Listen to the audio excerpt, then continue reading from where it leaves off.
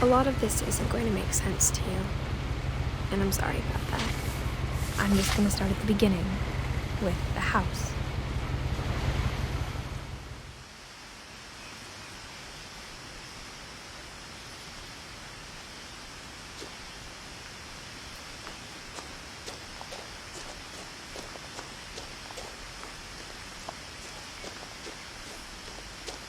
I lived here until I was 11. But I wasn't allowed inside half the rooms.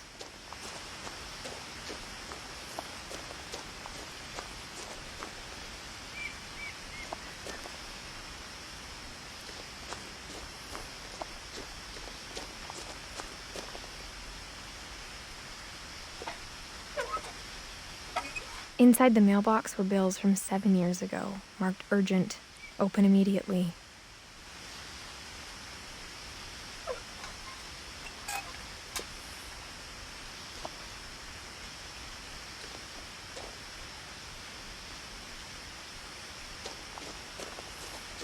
I hadn't been back since my brother Lewis's funeral.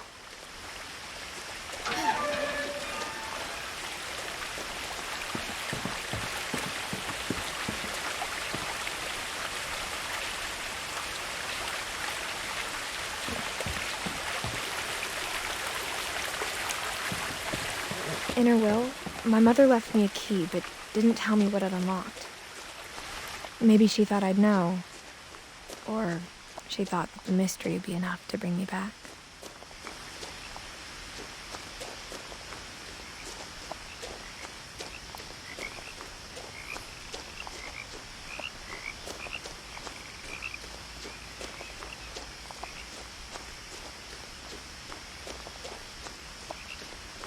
No one had driven this way in a long time, but I saw a few hoof prints.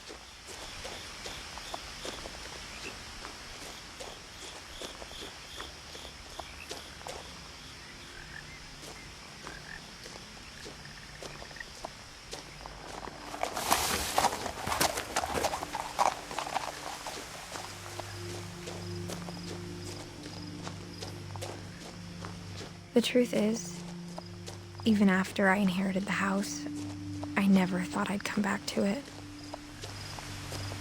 But now I had questions about my family that only the house knew the answers to.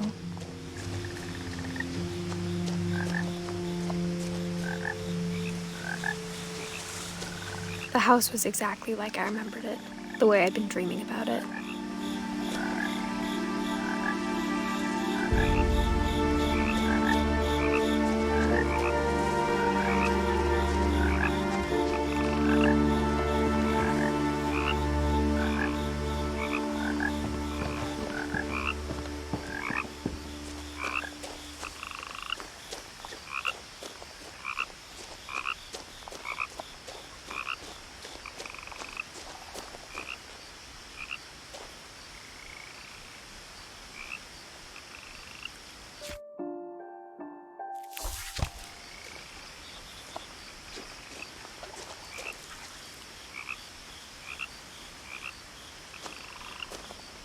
I asked Edie once about the dragon in the pond.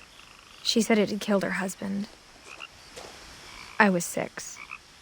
It seemed like an odd joke to me, even then.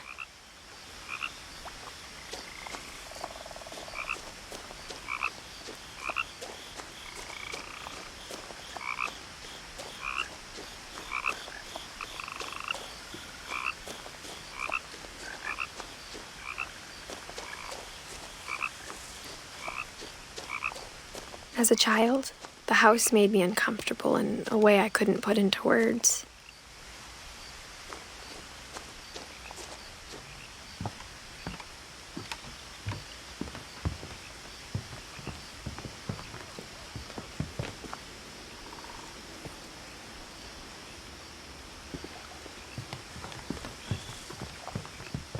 Now, as a 17-year-old, I knew exactly what those words were. I was afraid of the house.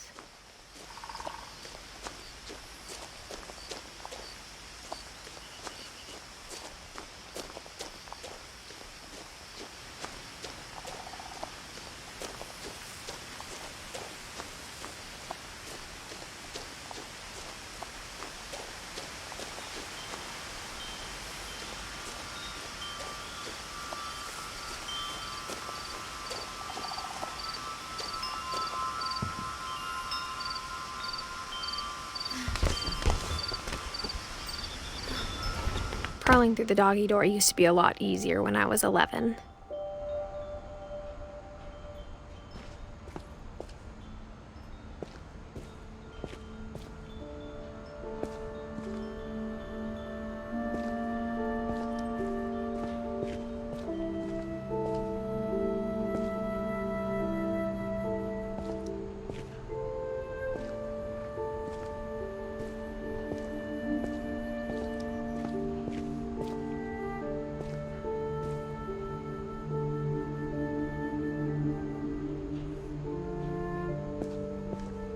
For the first time in years,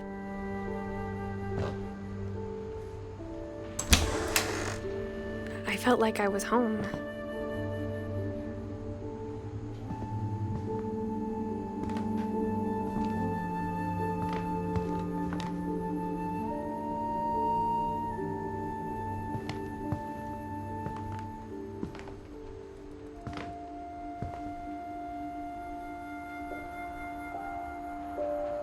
But instead of a family, there were just memories of one.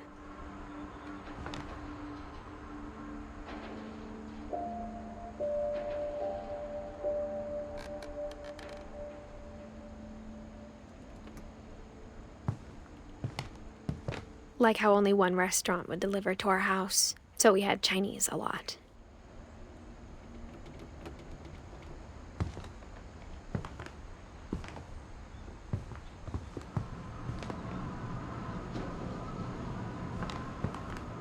Or how after Louis started working at the cannery, we all got sick of eating salmon. Except our cat, Molly.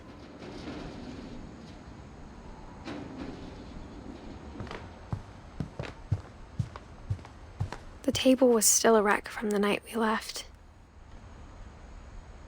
It was like a bomb had gone off, killing everyone but sparing the furniture.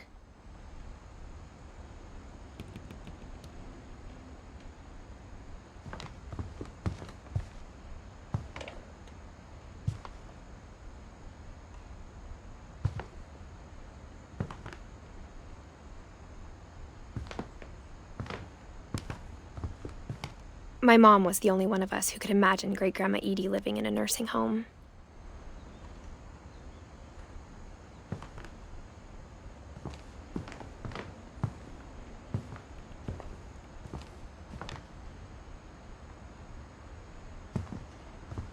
Nothing in the house looked abnormal.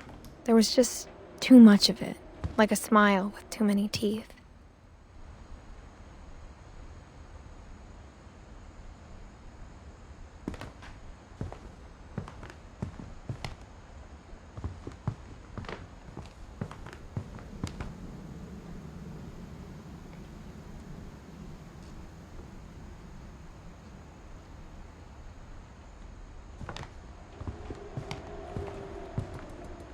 Even the fireplace had a story. Edie told me the bricks came from the original house, after it sank.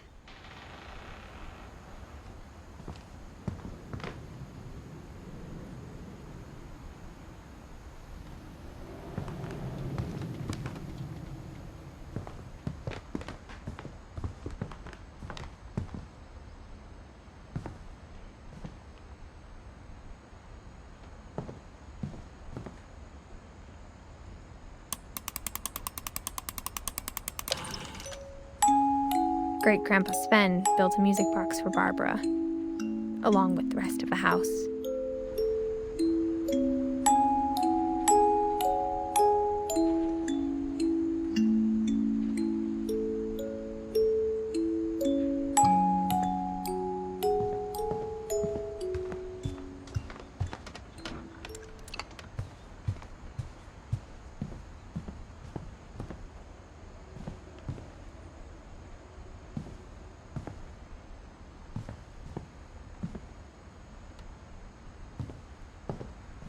A lot of things got left behind in the whirlwind of that last night.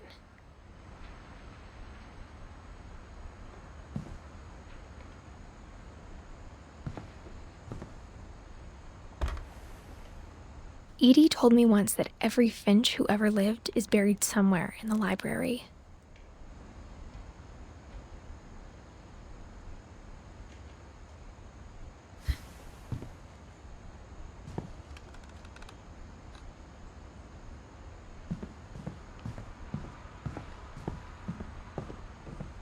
Mom always told me to stay out of the basement, so I wasn't too surprised when the key didn't fit.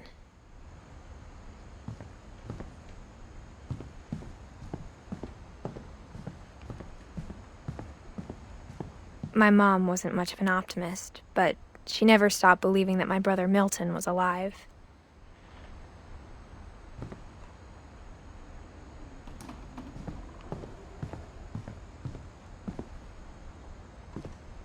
After Milton disappeared, Mom sealed up all the bedrooms. Then Edie retaliated and drilled peepholes.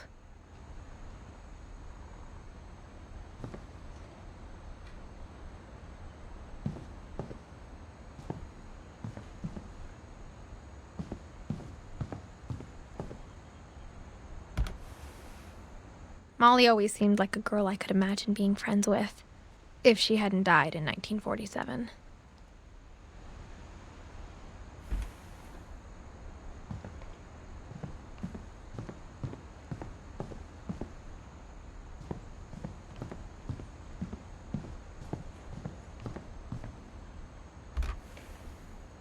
The last time I was in Edith Sr.'s room, I was 10 and she was painting my portrait.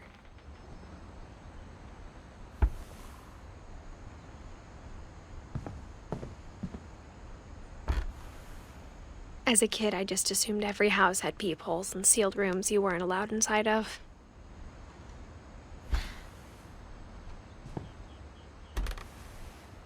My Grandpa Sam spent 7 years sharing a room with his dead brother, Calvin.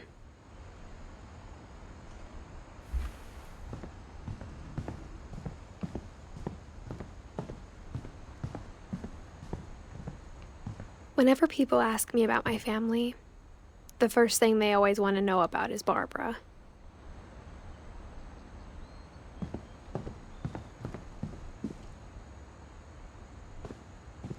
Mom must have locked the third floor stairs on the night we left.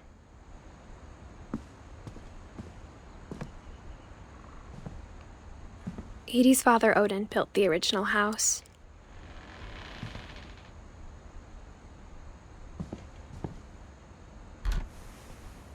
Barbara was a child star for 2 years, until America grew out of it.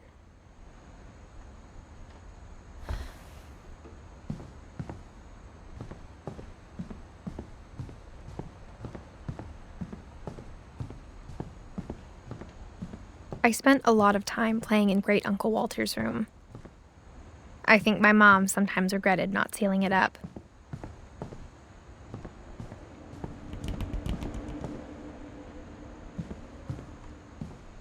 Lewis told me there were secret passages, but I never believed him.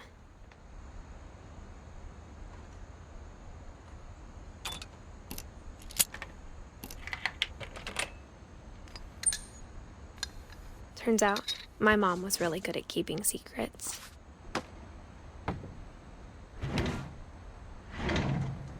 Now it was time to find out what my mom had been afraid of.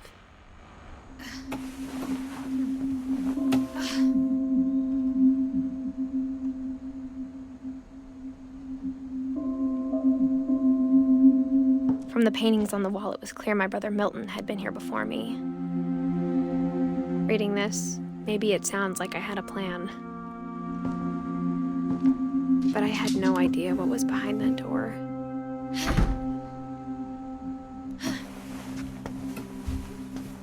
Just like I had no idea where all this was gonna lead. I grew up looking at Molly's room through the peephole.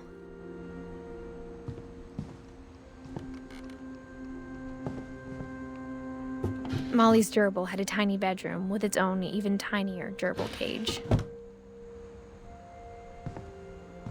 Being inside for the first time, I felt like I'd stepped behind a painting.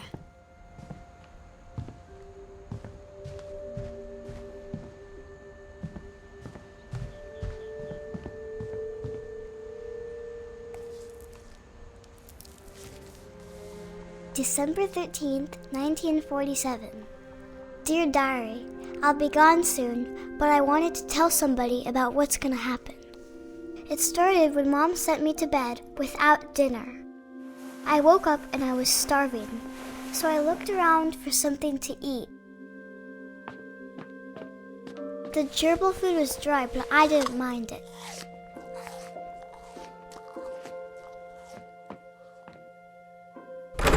Mom, can I come out now? Sweetheart, it's late. Go to sleep. My Halloween candy was all gone.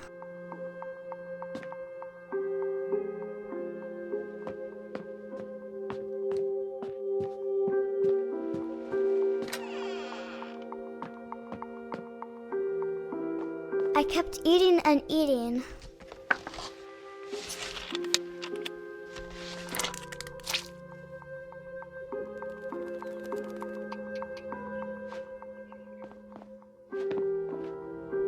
I ate a lot of things that night.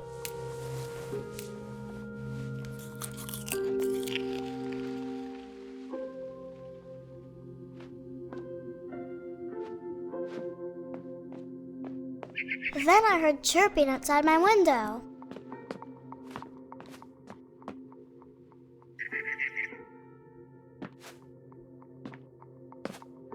I thought about eating Christopher, but I held back.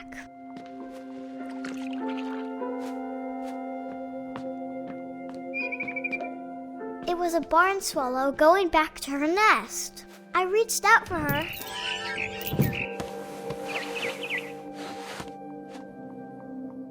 And suddenly, I was a cat.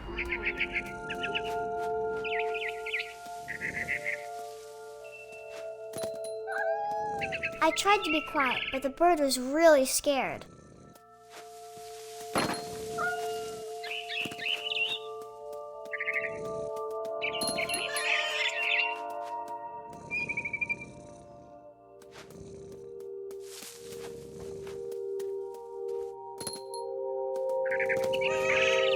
Mom and Dad didn't even look at me.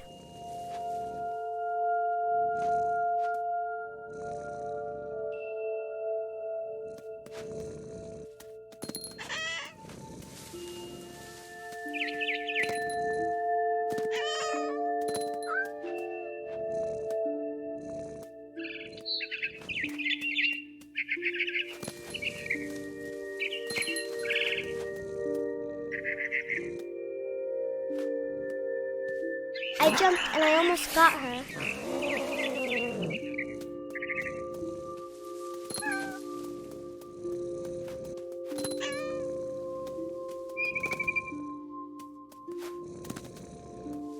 I could tell she was getting really tired.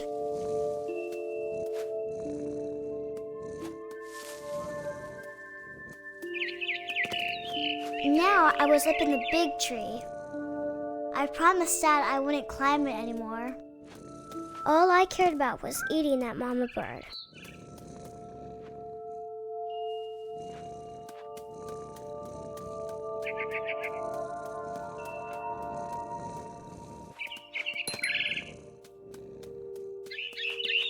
I gobbled her up.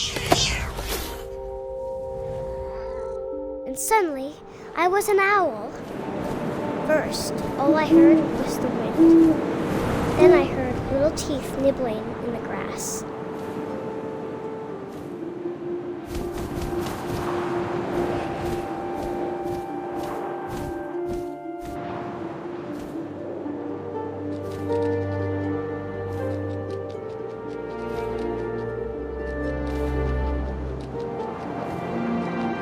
Rabbits.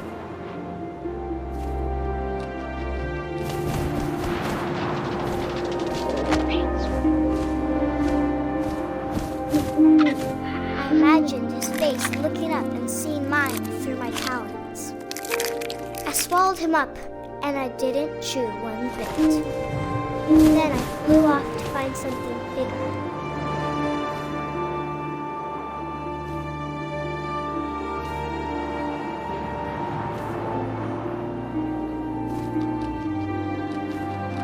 A mama rabbit.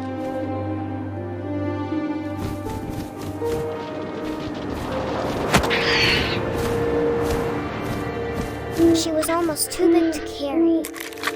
I started choking, but I couldn't stop eating. And suddenly, I was a shark.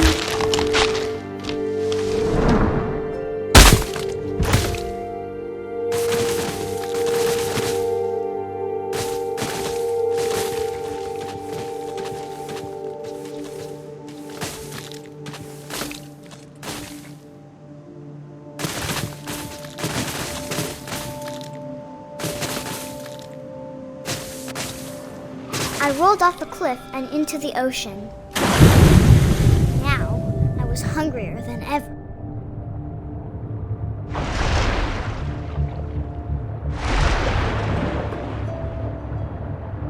I wanted fat, juicy seals.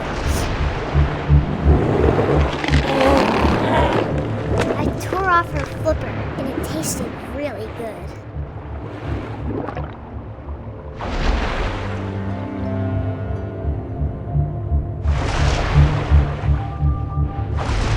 Grabbed on tight, but I was so hungry, I jumped out of the water. When I opened my eyes, everything had changed.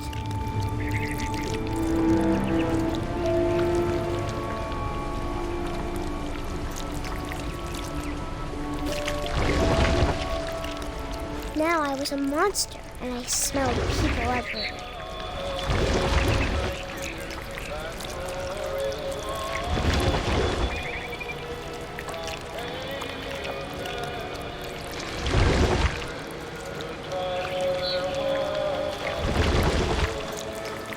I was big, but I moved real quiet.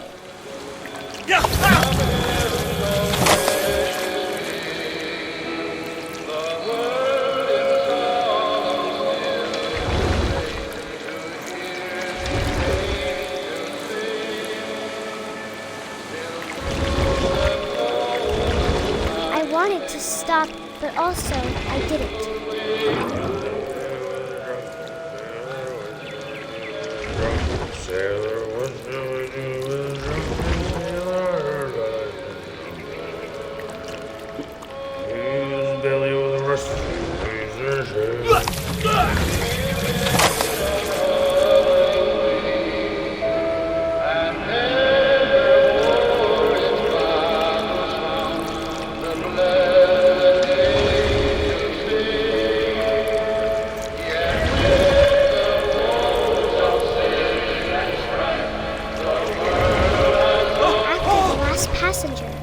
Still hungry, and across the water I smelled something new, something I had to have, so I swam towards it.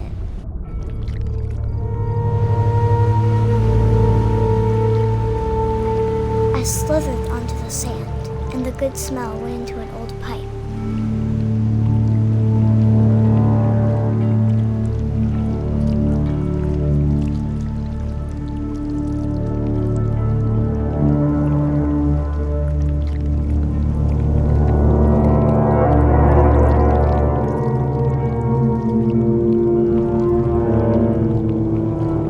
Closer and closer.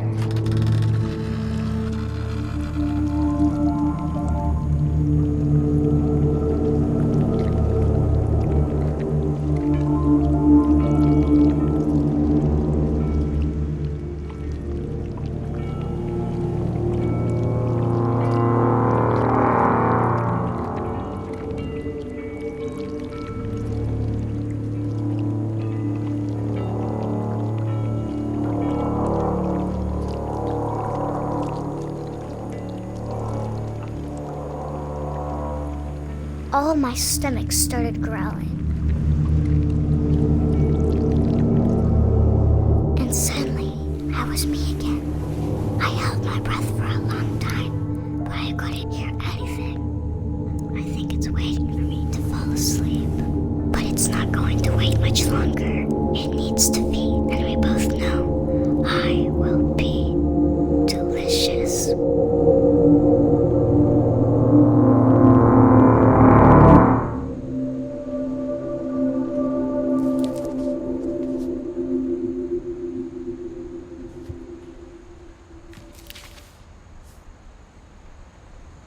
I'm not sure if I believed all of that, but I'm sure Edie would have.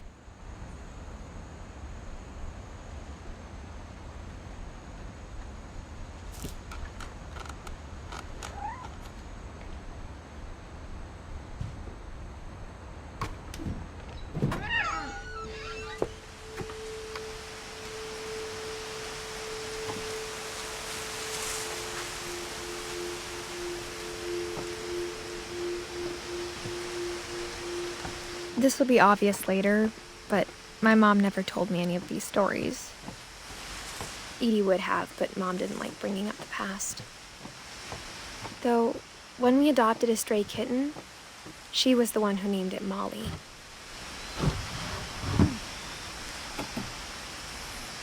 I spent a lot of time in Great-Grandma Edie's room.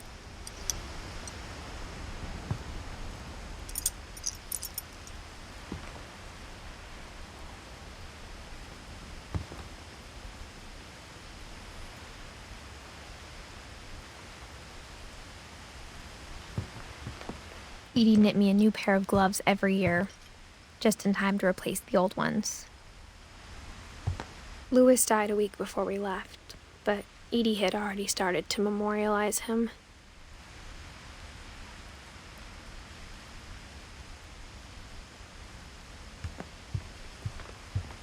Edie gave a big interview about a mole man living under the Finch house. My mom was furious.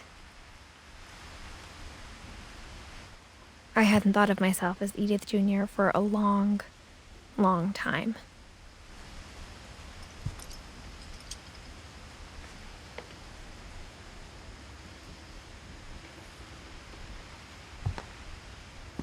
One summer, they evacuated the island, but Edie refused to go. For a few weeks, she was a celebrity.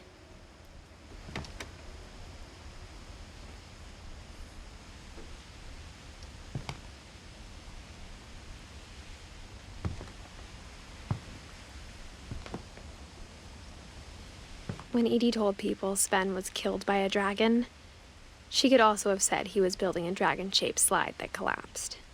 She could have, but she didn't.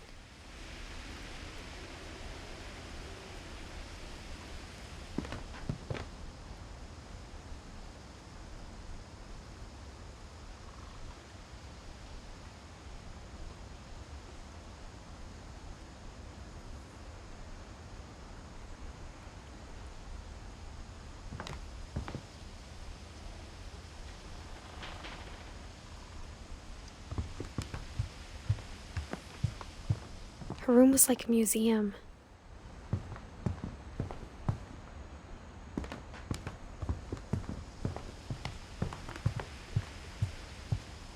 Even in her 90s, sometimes Edie seemed a lot younger than my mother. The only trace Grandpa Sam's first wife, Kay, left on the house was the pink bathroom. It was a pretty big trace.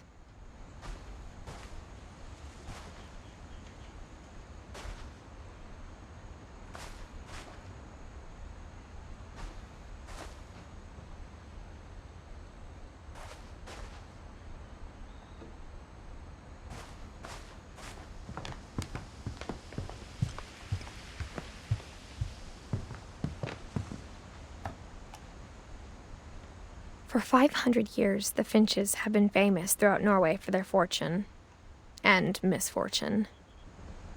Odin Finch buries the latest victims of the family curse, his wife Ingeborg and their newborn son, Johan. On January 7th, 1937, he set sail with his family and his house, hoping to leave the curse behind. But 40-foot waves off the coast of Washington send the house and Odin to the bottom of the sea. Odin's daughter Edie, with husband Sven and baby Molly, step ashore on their new home, Orcas Island.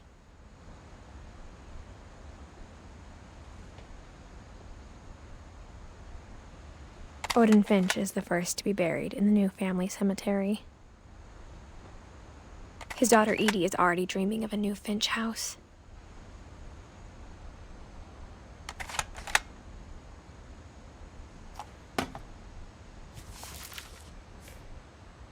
Whatever's wrong with this family, it goes back a long ways.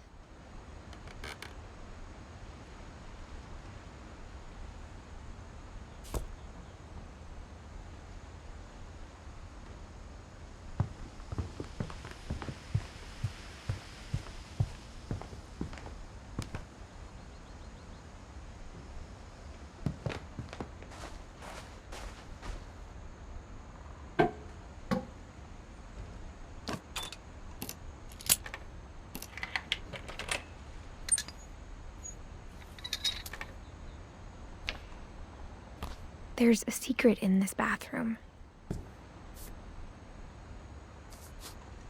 It's in the last place you would look. It isn't in the cupboard. It's hidden in this book.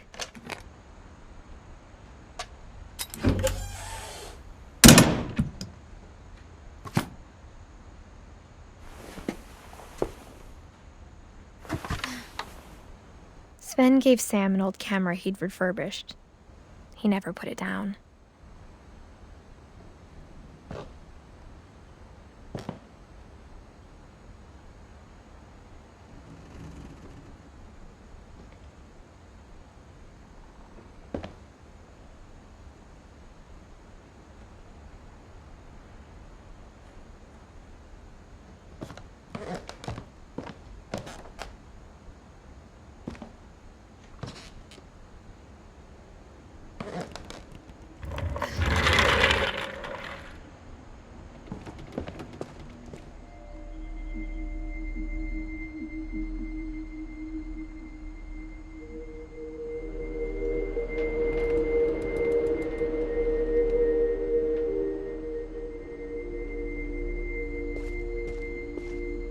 I knew Grandpa Sam had a twin.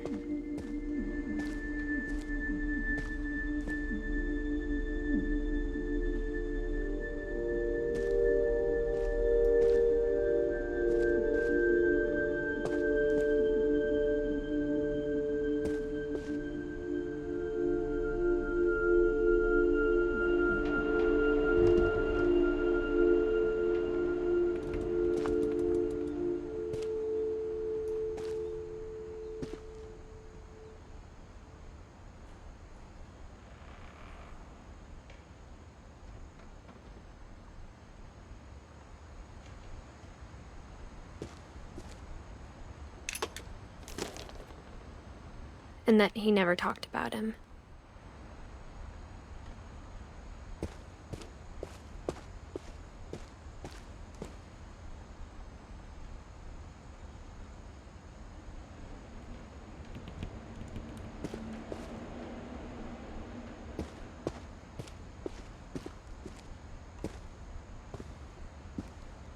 I guess my grandpa didn't like history any more than my mom did.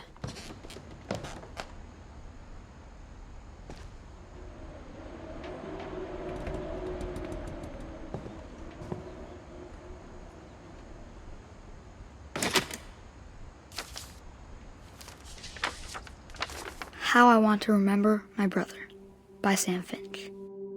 The thing I remember is that when he made up his mind, that was it.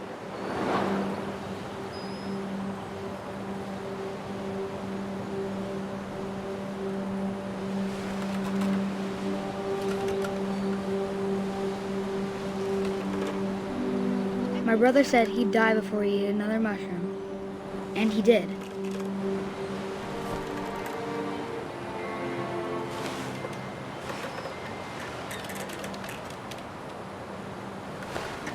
At Barbara's funeral, we swore we'd never be afraid again, and he wasn't. I think Calvin always wanted to fly.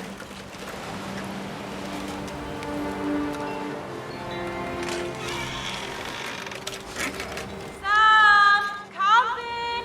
Dinner's ready! Coming! But that day, he finally made up his mind to do it. I told him going around was impossible. Maybe if I hadn't said that,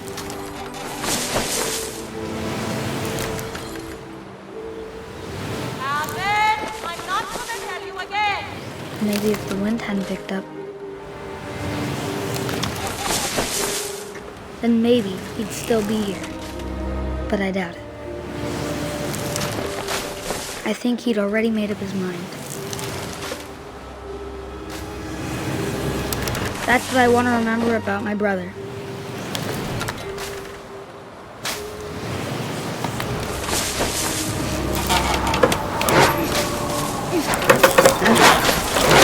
The day he made up his mind to fly.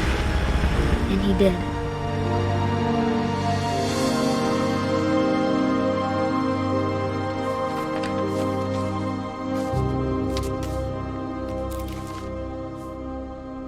Calvin's story felt strangely familiar. When I was younger, I remember trying to do the exact same thing.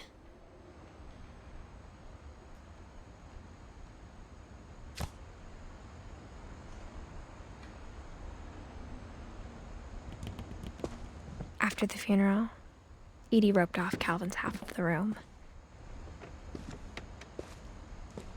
Mom said Grandpa Sam enlisted at 18 and never set foot in the room again.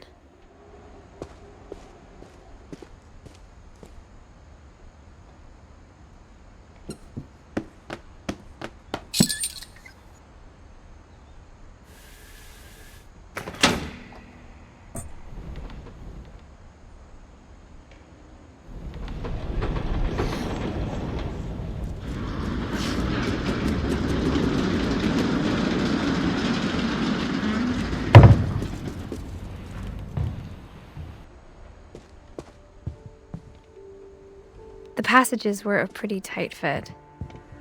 They'd obviously been built for smaller hands and bellies.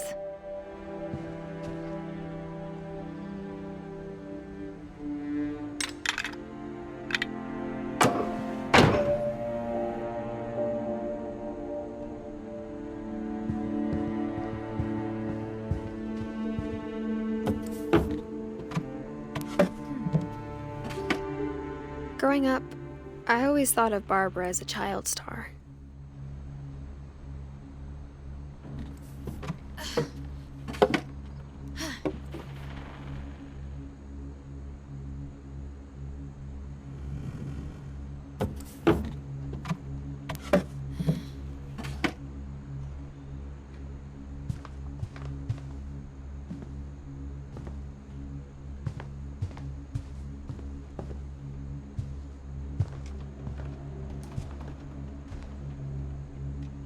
I never thought about how hard it must have been for her afterwards.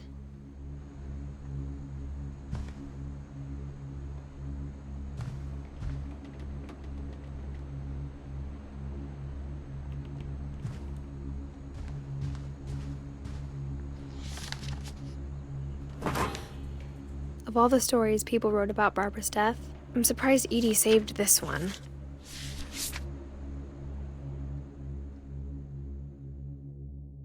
Old Jack here with another ghastly tale inspired by America's most unfortunate family.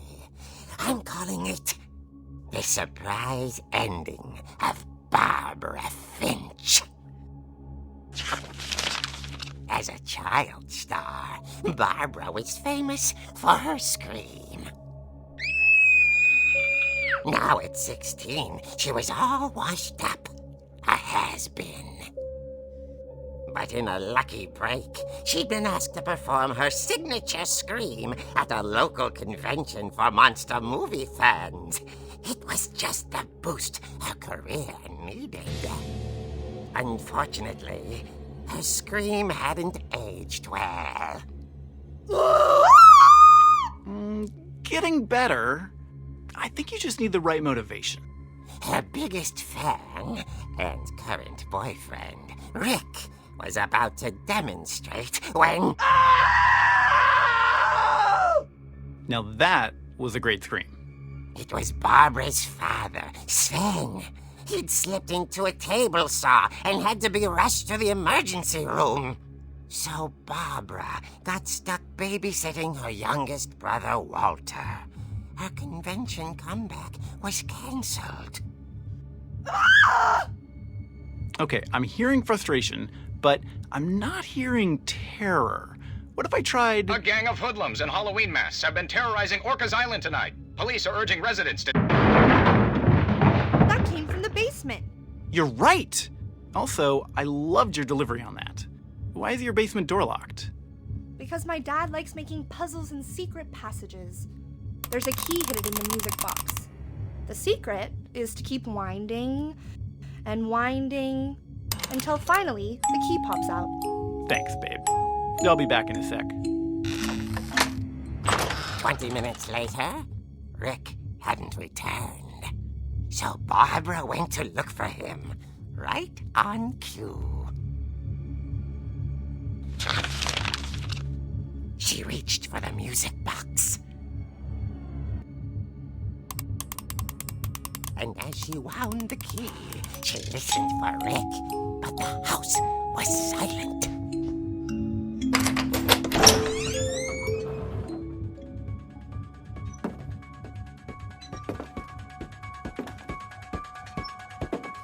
She found Rick's crutch and imagined the worst.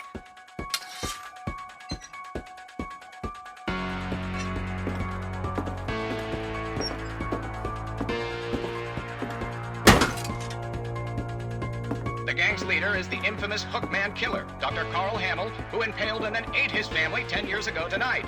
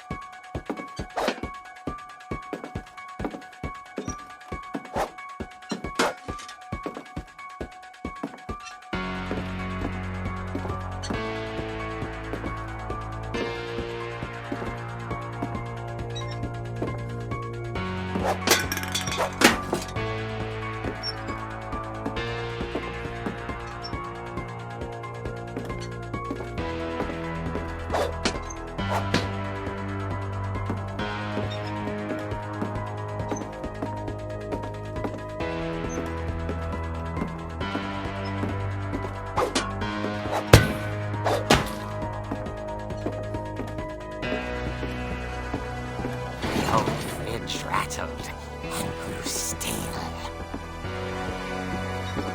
Oh dear! Oh! Rick? Barb, relax. I was just trying to scare you to help you find your scream. Well, I'm not scared, Rick. I'm furious. Then act furious. All I'm getting from you now is that you're hurt and confused and She threw him out, but she kept a little something to remember him by. Barb, have you seen my other crutch? And she was still holding it when she fell asleep watching the late picture show. Hours later... Barbara! Walter, what's going on up there? Ah! Okay, I'm coming up, but if this is a trick, you're dead, Walter.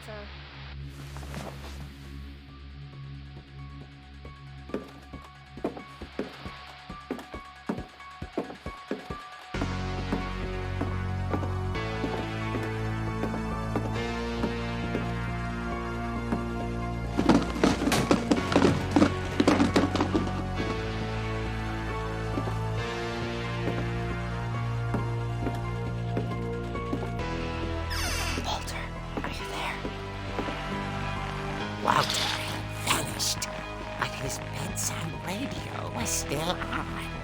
Orcas Island police describe the man as 6 feet tall, with a steel hook for a hand. Residents are urged to lock all doors and windows and notify the police of any suspicious activity. Barbara turned, saw the hook man, and was speechless. He was quite smashing. And who he was, he couldn't get enough of Barbara. Okay, Barbara, there's gotta be another way out of here. That night, she played her part beautifully.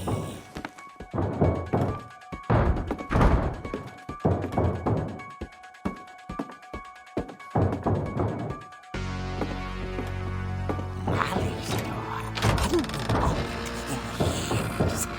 The hinges groaned.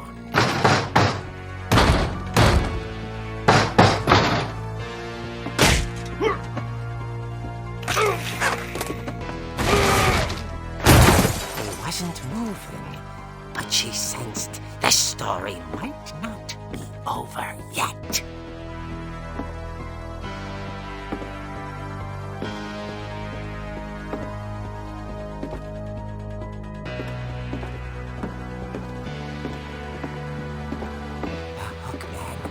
Vanished.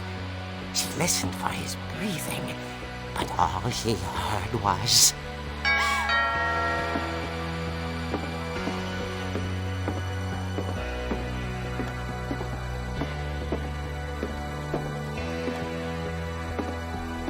someone at the door was dying to speak to young Barbara.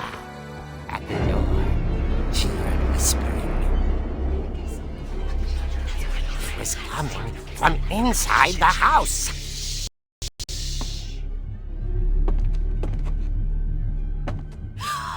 Oh dear. The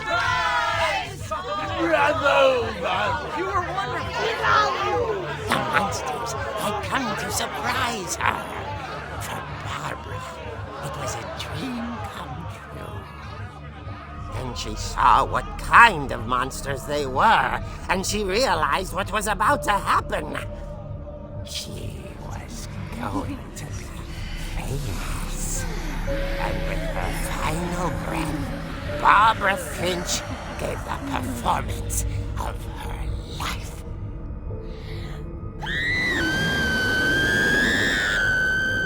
I wasn't there myself, but I hear Barbara was magnificent. Poor girl. She had a taste for stardom. But unfortunately, so did her fans. Of course, the police blamed it all on poor Rick, who disappeared the same night. And little Walter, hiding under his bed the whole time. He took it all pretty hard, but that's another story. As for Barbara, tucked inside the music box is all they ever found of her. Her ear. Now that's what I call a real eerie tale.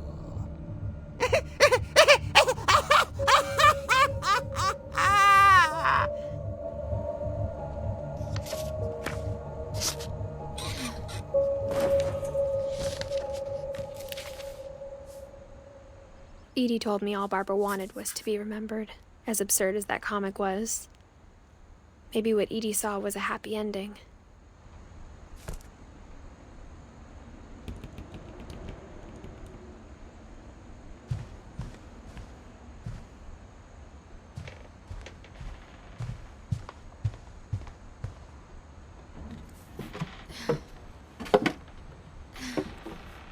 I guess now I know why Mom didn't like me playing with the music box.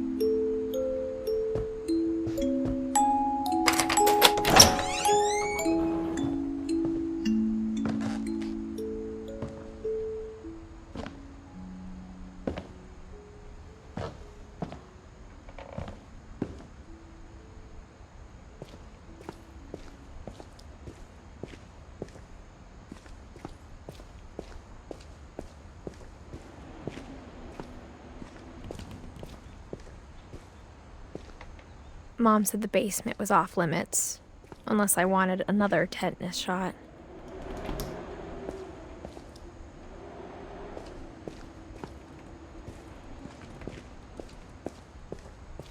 I saw Edie sneak down to the basement once, carrying packages.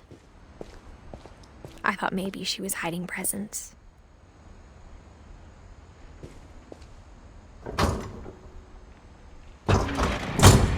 It turned out she was hiding a lot more than that.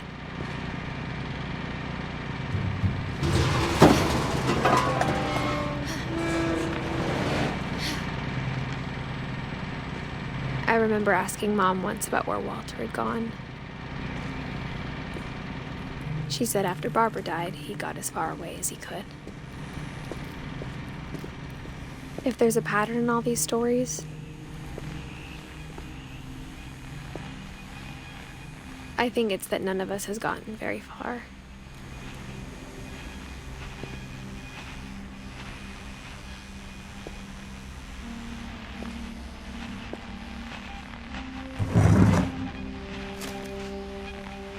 Goodbye, everyone. I can't believe I've been down here for 30 years. On that first day, after the shaking started, I didn't think I'd survive a week.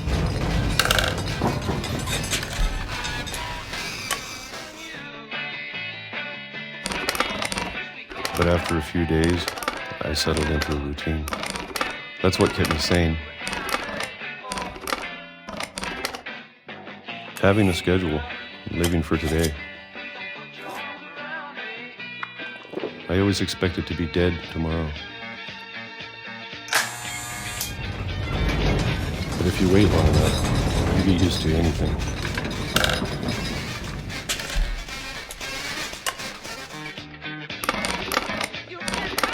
Even a monster on the other side of the door starts to feel normal. Almost friendly.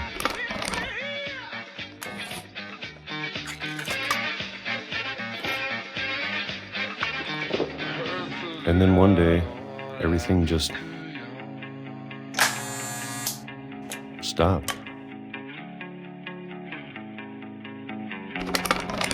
Whatever that thing was, it was gone. Maybe it got tired of waiting. Or maybe I just got tired of being afraid.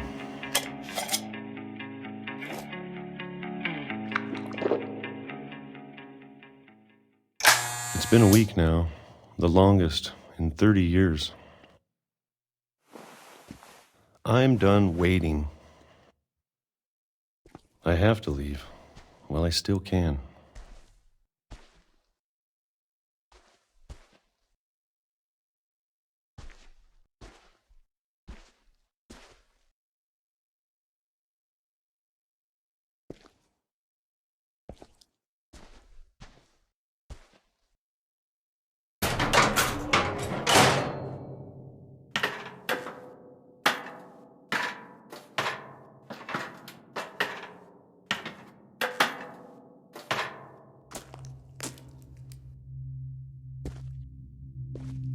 I know it's out there, somewhere.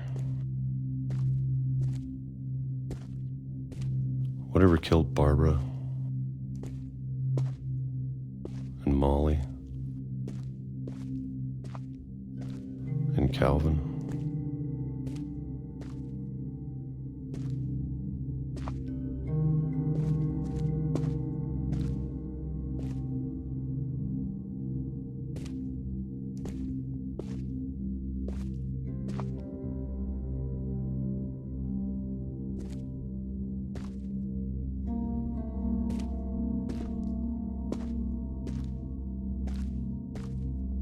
Maybe this is all a mistake.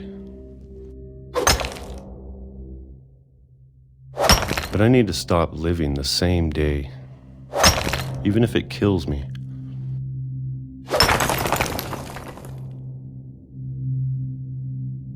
Whatever's out there, I want you to know I'm ready for it. I'm going to appreciate all of it, especially the food. I don't mind if I only have a year left. Or a month. for a single week. I'd be happy with one new day. I can already imagine the sun on my face.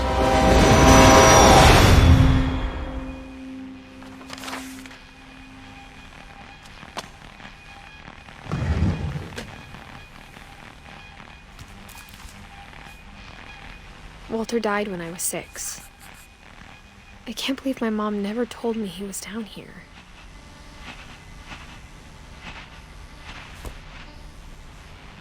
I'm sure my mom was trying to protect me.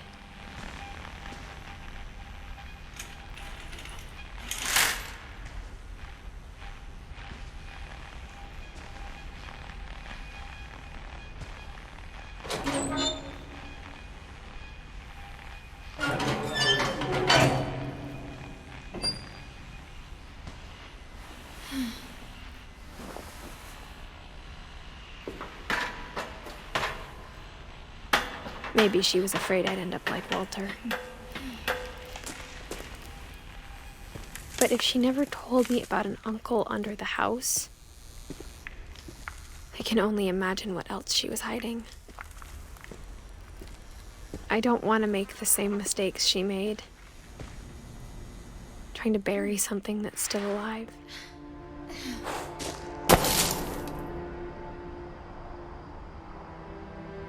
Now that there's only one of us left, or maybe 2, I thought it was time I heard the stories for myself and found out what happened to everyone else. But now I'm worried the stories themselves might be the problem. Maybe we believed so much in a family curse, we made it real.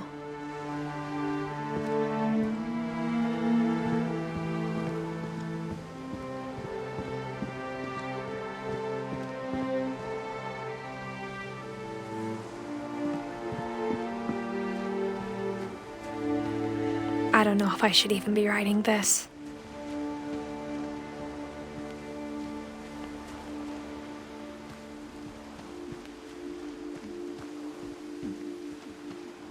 Maybe it'd be better if all this just died with me.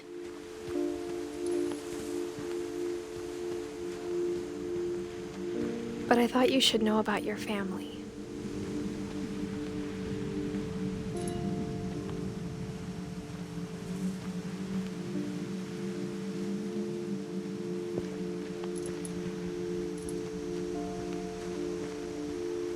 And the history you're a part of.